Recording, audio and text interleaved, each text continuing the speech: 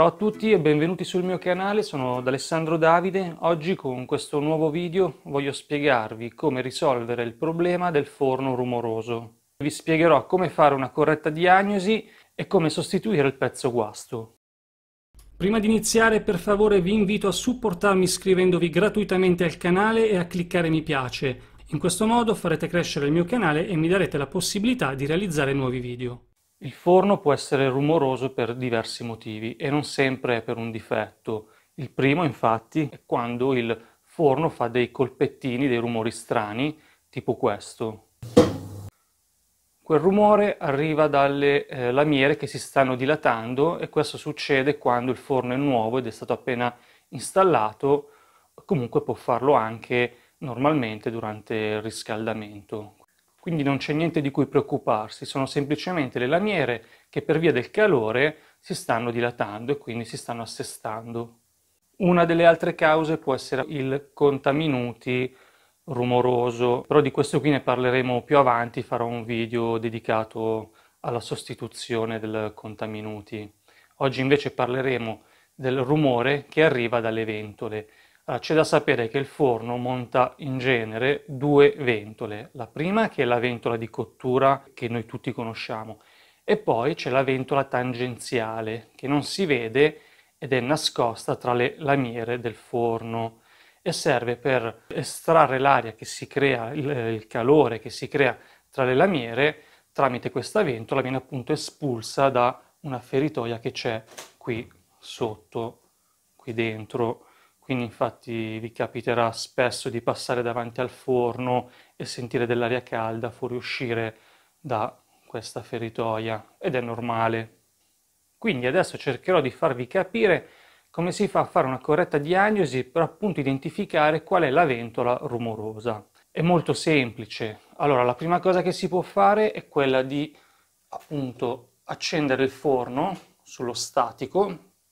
Quindi in questo caso la ventola non va in funzione, quella di cottura, e a questo punto se sentiamo che il forno diventa rumoroso, è molto probabile che ci sia la ventola tangenziale rumorosa, proprio per il fatto che la ventola di cottura è ferma. Cosa succede poi? Possiamo anche capirlo dal fatto che la ventola tangenziale in genere, su molti forni, rimane in funzione anche se il forno è spento, proprio perché deve continuare a raffreddare la scocca e le lamiere interne. Oppure per capire se il rumore arriva dalla ventola di cottura possiamo semplicemente mettere la cottura ventilata e quando sentiamo che il forno inizia a fare rumore, a questo punto lo rimettiamo nella cottura statica. Se ci accorgiamo che il rumore finisce, allora questo ci fa capire che la ventola di cottura è rumorosa e quindi va sostituita. Adesso vediamo insieme come si sostituiscono questi pezzi. Ok, arrivati a questo punto stacchiamo la spina e andiamo a lavorare nella parte superiore del forno. Quindi dobbiamo svitare tutte le viti che fissano questa lamiera. Giriamo il forno.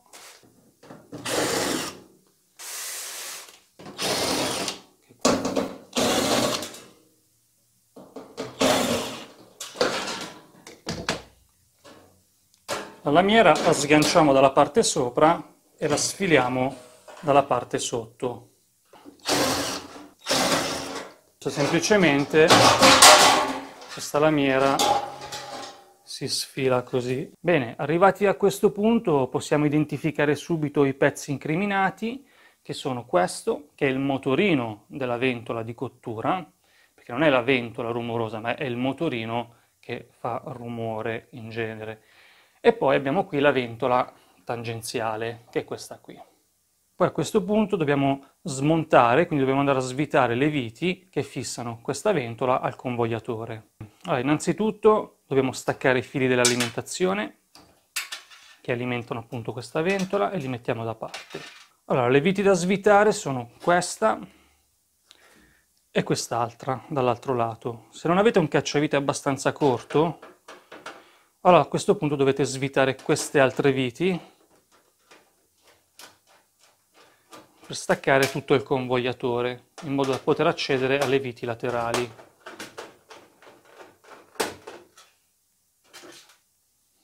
Quindi poi questa e quest'ultima.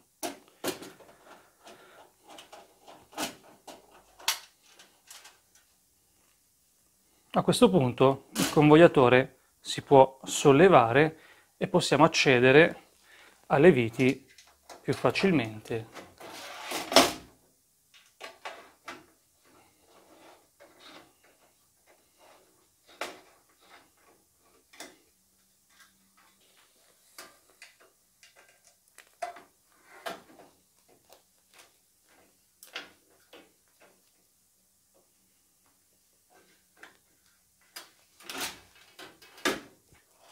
E poi svitiamo le ultime due viti, che sono queste.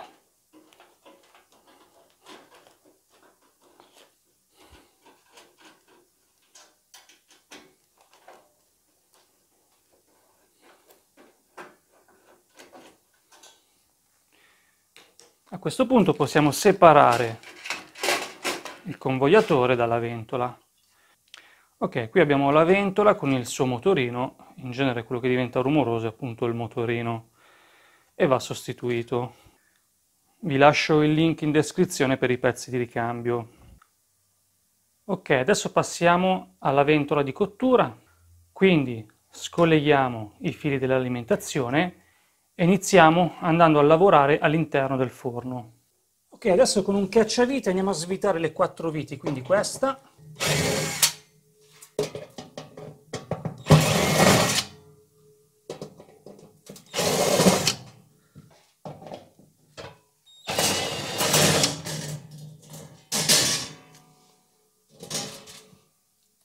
arrivati a questo punto con una chiave del 10, o se non ce l'avete potete usare una pinza, teniamo ferma la ventola con 2 dita, afferriamo il dado che c'è al centro e giriamo in senso orario il dado o in senso antiorario la ventola.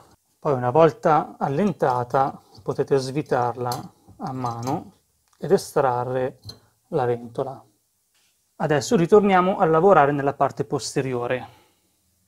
Arrivati a questo punto possiamo trovarci in due situazioni differenti. Nei modelli più vecchi abbiamo il motorino che è fissato con 3 viti abbastanza lunghe, se no nei modelli più recenti è semplicemente a incastro, quindi afferriamo il motorino con forza e lo giriamo in senso orario fino a sganciarlo e lo sfiliamo. Ok? Molto semplice.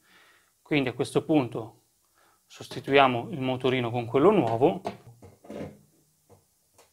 quindi inseriamo dentro, con molta forza facciamo un giro in senso antiorario fino a incastrarlo. È molto semplice. E ricolleghiamo i fili dell'alimentazione. Adesso non ci resta che rimontare la ventola sul perno, facendo riferimento a questa sagoma qui, ok? Quindi posizioniamo il perno con la parte sfaccettata verso l'alto e rimontiamo la ventola allo stesso modo, ok? Rimettiamo sul suo dadino di fissaggio, blocchiamo la ventola con 2 dita e stringiamo